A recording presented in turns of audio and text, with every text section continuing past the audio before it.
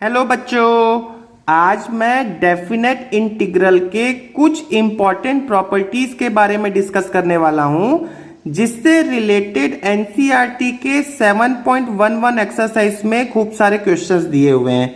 तो स्टूडेंट्स, बहुत ज़्यादा चांसेस होता है कि यदि डेफिनेट इंटीग्रल से आपके सीबीएसई एग्जाम में कुछ क्वेश्चंस आते हैं तो वो 7.11 से ही रिलेटेड कॉन्सेप्ट पे पूछा जाता है और पूरा एक्सरसाइज बेस्ड है स्टूडेंट्स इन कुछ प्रॉपर्टीज पे। तो स्टूडेंट्स, आपके एनसीईआरटी बुक में टोटल 7 से 8 प्रॉपर्टीज दी, वैसे तो 7 दिया हुआ है, चलो 7 मान लेते हैं, 7 प्रॉपर्टीज दिया हुआ है और सारी प्रॉपर्टीज को मैं 1 बाय 1 डिस्कस करने वाला हूं। हो सकता है कि आज कुछ प्रॉपर्टीज को डिस्कस करें और नेक्स्ट वीडियो में मैं कुछ प्रॉपर्टीज को बताने वाला हूं और सीबीएसई बोर्ड में जो आए हुए क्वेश्चंस हैं उसे भी मैं बताने वाला हूं। तो वीडियो को आप ध्यान से लास्ट तक देखते रहें, पेन कॉपी ले लें, क्वेश्चंस का प्रैक्टिस करें क्योंकि मैं 7.11 को सॉल्व भी कराने वाला हूं और वो सारे क्वेश्चन भी बताने वाला हूं जो पास्ट 10 ईयर्स में सीबीएसई बोर्ड्स में पूछे हुए हैं। तो स्टूडेंट्स, आज मैं वैसे तो बहुत सारे प्रॉपर्टीज हैं, आज मैं उस प्रॉपर्टी के बारे में बताने वाला हूं जिससे रिलेटेड लगभग 80% क्वेश्चंस इसी प्रॉपर्टी से बनते हैं। तो प्रॉपर्टी कुछ नहीं है स्टूडेंट्स, बहुत ही सिंपल सुनना। ये मैंने अपर लिमिट और लोअर लिमिट का डेफिनेट इंटीग्रेशन तो पता ही है, अपर लिमिट और लोअर लिमिट लिखा F of x D x, ठीक है। ये इक्वल होता है, किसके इक्वल होता है? तो आप इसको ऐसा करना, क्या करने वाले हैं, 0 से b कर लें, सॉरी a से b कर लें, ठीक है। a से b मतलब लिमिट वही रखना है, लिमिट वही रखना है और आप कर लिया जो अपर लिमिट है लोअर लिमिट है उसको ऐड कर दिया और माइनस x कर लिया, ठीक है। और ये फंक्शन तो रहेगा ही रहेगा, ठीक, dx। मैं फिर से बोल रहा हूं कि ये जो प्रॉपर्टी जो बता रहा हूं इसको ध्यान देने की जरूरत नहीं है, आप एग्जाम्पल को ध्यान दो। एग्जाम्पल मैं क्या लिख रहा हूं, एग्जाम्पल लिखने के पहले मैं एक स्पेशल केस और लिख देता हूं बच्चों जो सबसे ज्यादा यूज होता है। देखो, यदि अपर लिमिट को मैं b ही रखता हूं और लोअर लिमिट को मैं a के प्लेस पे 0 कर लिया, अब मैंने 0 कर लिया, ठीक है, और ये है f of x D x. तो इसी फंक्शन को इसकी जो भी वैल्यू होगी वो किसके इक्वल होगी? तो आप ध्यान से देखना, इसकी जो भी वैल्यू होती है वो f of b minus x कर लें। x के प्लेस पे आपने क्या कर लिया स्टूडेंट्स, b माइनस एक्स कर लिया और इंटीग्रेशन तो वो लिमिट तो चेंज होगा नहीं, मतलब 0 से b dx। नहीं समझ में आया ना? कोई बात नहीं, अभी हम एग्जाम्पल देखते हैं। तो एक छोटा सा एग्जाम्पल देखना है स्टूडेंट्स, एग्जाम्पल मैं आपको बता रहा हूं कि यदि मेरे पास में एक क्वेश्चन है और आपको बोलते हैं 0 से π/2 साइन एक्स डी एक्स, ठीक है, साइन एक्स डी एक्स, ठीक है ना। देखो, मैंने यहां पर a के प्लेस पे यहां 0 रखा है और 0 से π/2 कर लिया, मतलब आप देख सकते हो a के जगह पे 0 है और b के प्लेस पे π/2 है। तो मोस्ट ऑफ द क्वेश्चन में ना आपको 0 लिखा रहेगा, मतलब लोअर लिमिट 0 लिखा रहेगा, ठीक है। तब आपको क्या करना है, कुछ नहीं करना है स्टूडेंट्स, यही जो इंटीग्रेशन इसकी जो भी वैल्यू आती है वो किसके इक्वल हो जाएगी? तो आप लिमिट को ऐसे ही रखें 0 से π/2 और आप साइन एक्स को भी ऐसा ही लिखें साइन, और x के प्लेस पे आप क्या लिख लें, आप x के प्लेस पे लिख लें upper limit minus x। Upper limit क्या है? π/2, ठीक है, dx। क्लियर हुआ क्या? चलिए एक और एग्जांपल देख लेते हैं स्टूडेंट्स। आपको एग्जांपल नोटिस करना है क्योंकि प्रॉपर्टी आपको कोई पूछेगा नहीं, प्रॉपर्टी आपको याद भी नहीं करना है, आप एग्जांपल याद करो ना, वही सीधे से बात। क्या एग्जांपल याद रख लिया? चलो मैं अब आपको एक बार बोलता हूं, 0 से 2 मतलब 0 से स्टार्ट किया और ये हो गया x² dx। अब स्टूडेंट्स, आपका ये टास्क है, आप खुद कर लेना, इसकी कुछ ना कुछ वैल्यू आएगी। क्या वैल्यू आएगी? तो आप बोलोगे सर इसको इंटीग्रेट करो, x² का इंटीग्रेशन क्या होता है, x⁻³ डिवाइडेड बाई 3, फिर उसमें upper limit minus lower limit का रखो, जो भी वैल्यू आती है वही वैल्यू इसकी भी आएगी, आप करके देख लेना। 0 से 2, अगेन मैंने लिमिट वही रखा, ठीक है, और x के प्लेस पे मैंने क्या लिख लिया, 2 माइनस एक्स, मतलब अपर लिमिट माइनस x लिख लिया, पावर तो ऐसे ही रहा dx। क्लियर हो गया? चलिए अब हम कुछ क्वेश्चंस का प्रैक्टिस करते हैं सो डैट ये और क्लियर हो जाए आपका। तो मैं आपको अभी 7.11 एक्सरसाइज आपको कराता हूं, किसका, एनसीईआरटी का, फिर हम धीरे धीरे डिफिकल्टी लेवल बढ़ाएंगे। तो मेरा फर्स्ट क्वेश्चन ये कहता है कि मेरे पास में सपोज एक लिमिट है 0 से π/2 cos स्क्वेयर x dx।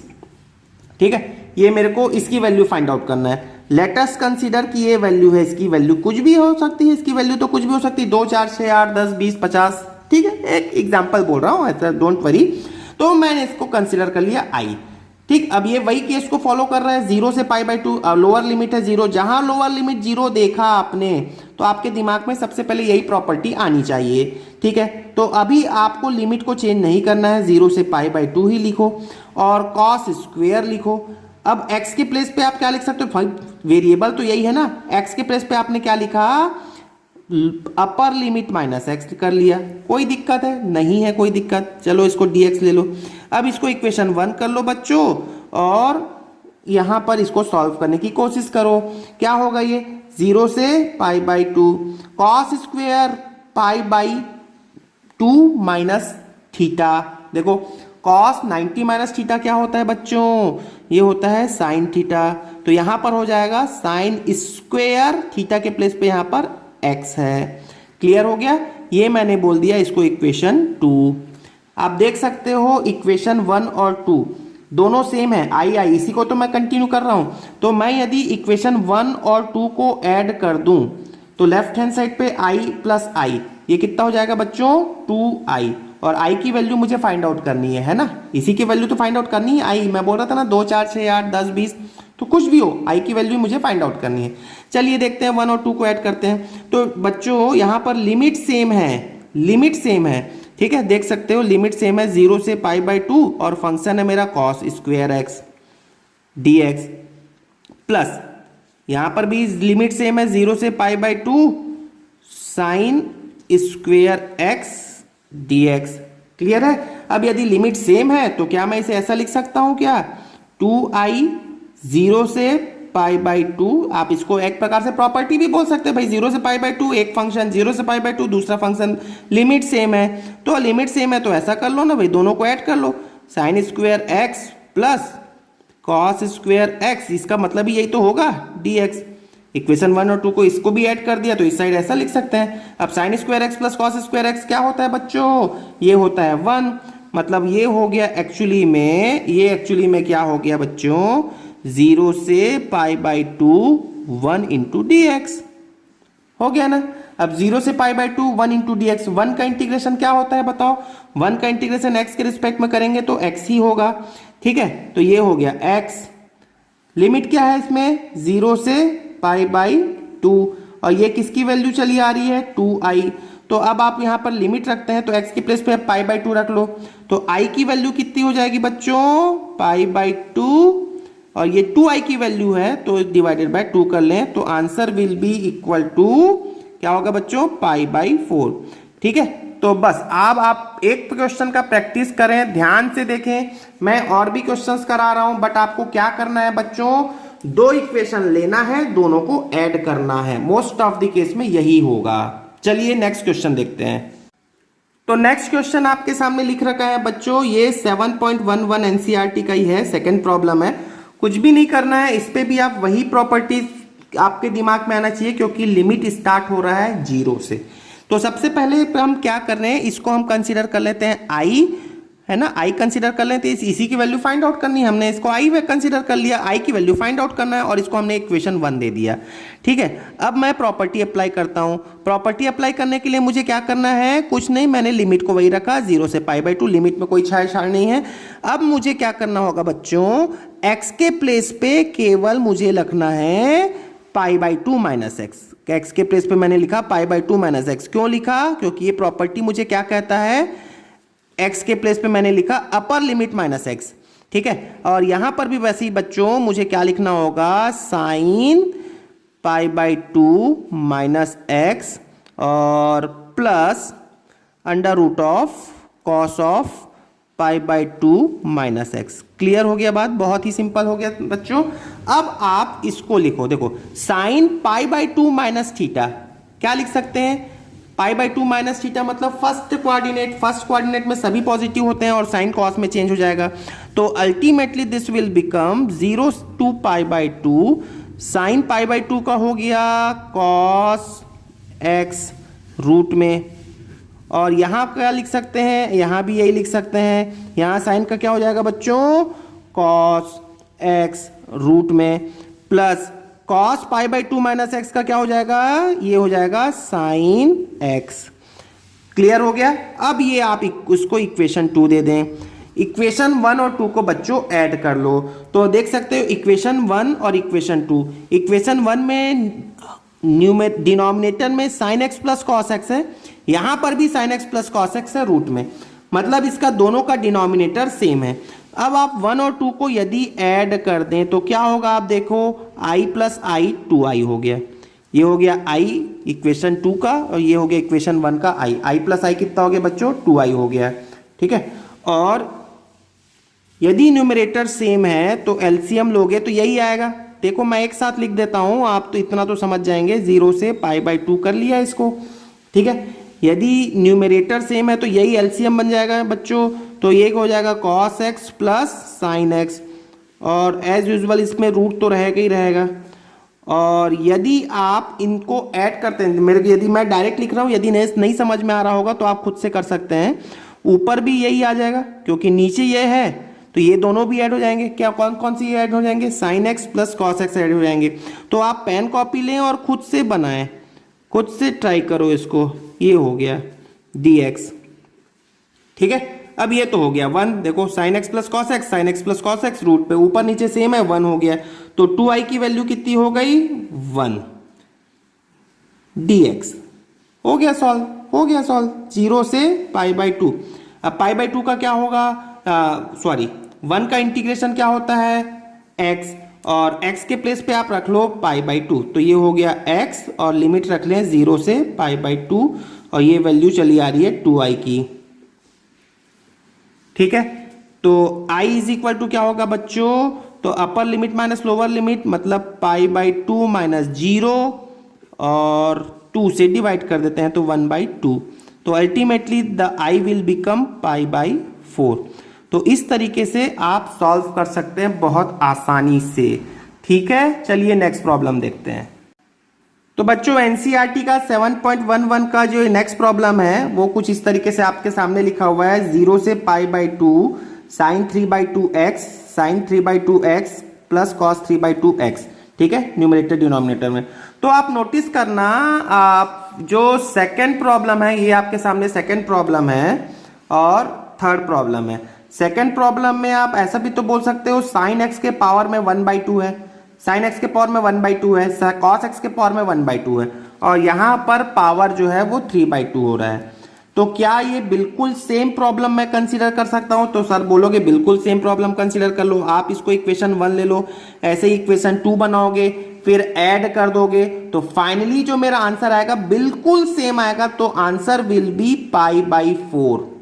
ठीक है, तो आंसर यही आएगा क्योंकि बिल्कुल क्वेश्चन सेम है, सिर्फ पावर का फर्क है जिसका कोई रोल नहीं है आंसर में। क्लियर हो गया बात बच्चों। और मैं फिर से बोल देता हूं, जो क्वेश्चन नंबर 4 है, देखिए मैं क्वेश्चन नंबर 4 अभी डिक्टेट करता हूं। क्वेश्चन नंबर 4 भी यही है, 0 से पाई बाई 2। ठीक है, लिमिट भी वही है 0 से पाई बाई 2, और यहां पर जो है आप देख सकते हैं क्वेश्चन नंबर 4 में कॉस पावर 5 में x अपॉन साइन के पावर में x, सॉरी 5 पावर x, और यहां पर हो जाएगा कॉस के पावर में 5 इंटू एक्स और dx। तो यहां पर भी बच्चों आप देख सकते हो केवल पावर में चेंजेस है।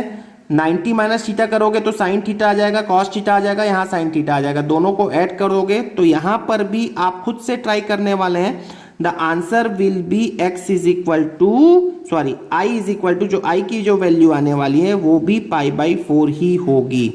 ठीक है, तो ये एनसीईआरटी के 4 प्रॉब्लम बिल्कुल सेम है जिसमें पाई बाई 4 आंसर आने वाला है। तो बच्चों नेक्स्ट प्रॉब्लम मैंने लिख रखा है 7.11 का क्वेश्चन नंबर 7। 4 तक मैंने बता दिया है। 5 और 6 का जो कॉन्सेप्ट है बच्चों वो इस प्रॉपर्टी पे बेस्ड नहीं है, इसलिए इसको मैं लास्ट में बताने वाला हूं। अभी जो प्रॉपर्टी हम पढ़ रहे हैं, याद होगा प्रॉपर्टी हमने 0 से स्टार्ट किया था लोअर लिमिट, तो उसी प्रॉपर्टी से पे बेस्ड है क्वेश्चन नंबर 7, इसलिए हमने अभी क्वेश्चन नंबर 5 और 6 को छोड़ रखा है। तो चलिए इसको भी सॉल्व करते हैं, सेम प्रॉपर्टी अप्लाई करते हैं बच्चों। तो इसको हम ले लेते हैं आई, और आई को मैंने ले लिया इक्वेशन 1। ठीक है, देखते हैं, जरूरी नहीं है कि सेम सभी प्रॉब्लम उसी टाइप से बने, लेकिन हमको क्या पर्पस क्या है, आई की वैल्यू फाइंड आउट करनी है। तो देखते हैं, प्रॉपर्टीज अप्लाई करते हैं। तो आई इज इक्वल टू क्या हो जाएगा, देखो यहाँ पे मैंने लिमिट को वही रखा, जहां पर 0 लोअर लिमिट है तो 0 को वही रखा, 0 से 1। अब x के प्लेस पे मुझे क्या लिखना है, अपर लिमिट माइनस x। ठीक है, तो अपर लिमिट है 1 माइनस एक्स, एक्स के प्लेस पे मैंने अपर लिमिट माइनस एक्स कर लिया है। और यहां पर भी मैंने वही काम करना है, जहां जहां पर x है वहां पे वो काम किया, 1 माइनस एक्स के प्लेस पे मैंने किया upper limit minus X. Clear हो गया। और ये पावर का n तो चला रहा है, जिसको मैं स्क्वायर ब्रैकेट में कर लेता हूं, और ये dx हो गया।